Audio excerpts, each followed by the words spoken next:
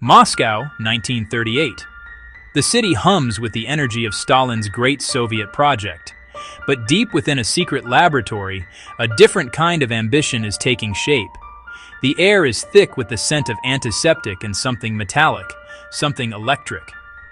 A lone scientist, his face illuminated by the stark glow of an overhead lamp, stands vigil over a strange and unsettling apparatus.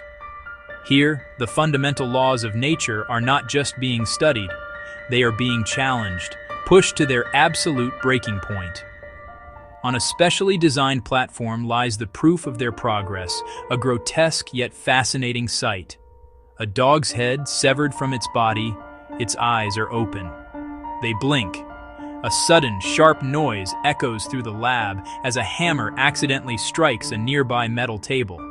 In response, the dog's head twitches, its ears pricking up, its muscles reacting to the sound. What you are about to see is not science fiction. This is the real story of Project Resurrection, the Soviet Union's terrifying attempt to conquer mortality.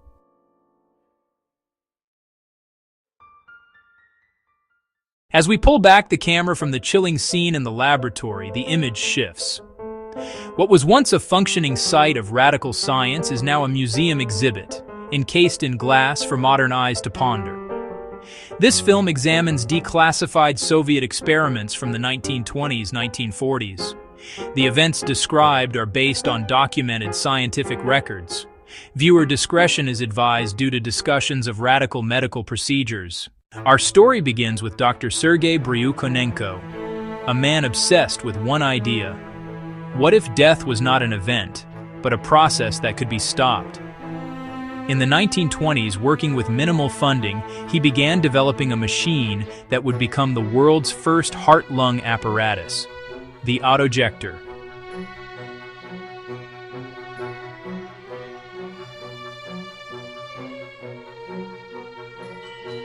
This crude device of glass tubes, pumps, and oxygen chambers was revolutionary. It could theoretically keep organs alive outside the body.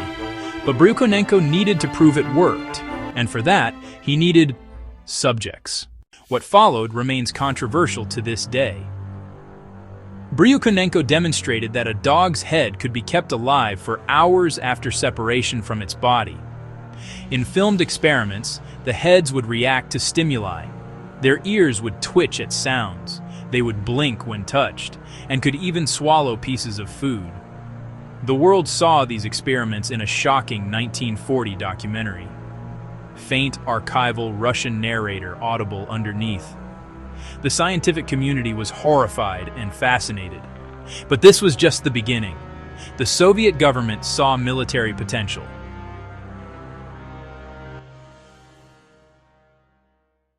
As World War II raged, Soviet medicine faced desperate shortages. This led to the most controversial phase: human experiments. Doctors began transfusing blood from recently deceased corpses into living patients. The results were mixed. Some patients showed remarkable recovery. Others suffered terrible reactions. The ethical lines had been completely erased in the name of scientific progress and military necessity.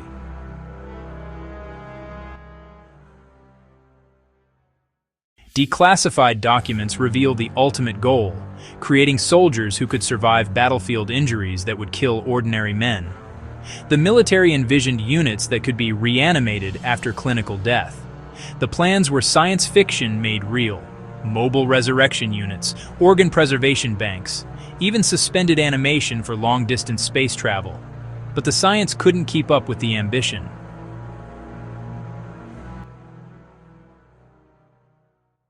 Despite their terrifying nature, these experiments laid the groundwork for modern medicine.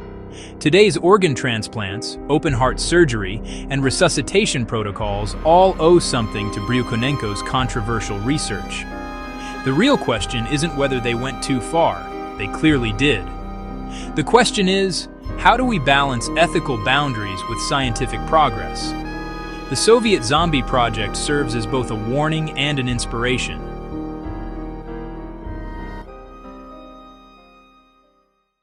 The Soviet quest to cheat death failed to create zombies, but it succeeded in pushing the boundaries of what medicine could achieve. It reminds us that the greatest scientific breakthroughs often come from the most controversial places. What modern experiments do you think will be considered unethical in 50 years? Share your thoughts below.